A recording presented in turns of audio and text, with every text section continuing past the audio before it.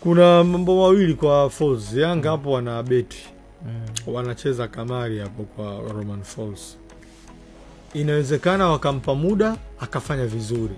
Inawezekana akapewa muda asifanye vizuri. Inawezekana wakaamua kumwacha wakamleta mtu kama Nabi ambaye mimi sina mashaka. Mtu kama Nasreddine Nabi akija kwenye Yanga ile ndio ya moto sana kuliko Yanga aloiacha. Basi kwa maana hiyo Folz ana uwezo mdogo ukimlinganisha na Nabi.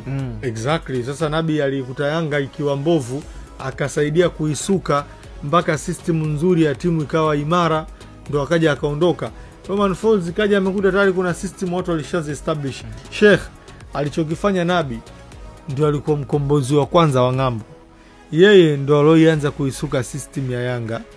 Baada ya system kuwa imara anaondoka pale Yanga, makocha walokuja kama kina Gamondi walikuja kufanya some adjustment. Baadhi tu ya vitu vichache ndo customize ili wapate wanachokitaka kwa wachezaji. Lakini amekuja huyu kocha, yeye ametaka kuleta kitu kipya kwenye timu. Maana yake kinaonekana kitawachukua muda kidogo Yanga mpaka kije kuingia na kiklik.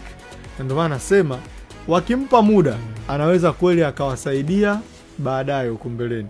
Lakini zikitokea hizo changamoto za pressure za Yanga siku imeingia uwanjani imekosa matokeo, watamshika mashati ule kocha.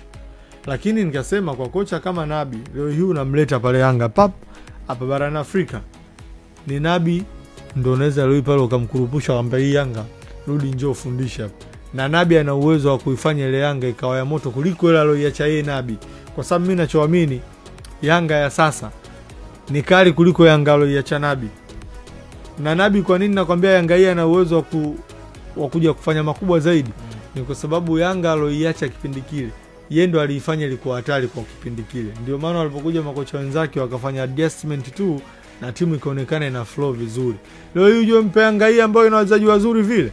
Hiyo sasa ndio kama kazi yake inakuwa rahisi kama kumsukuma mlevi kwenye mlima anaanguka tu.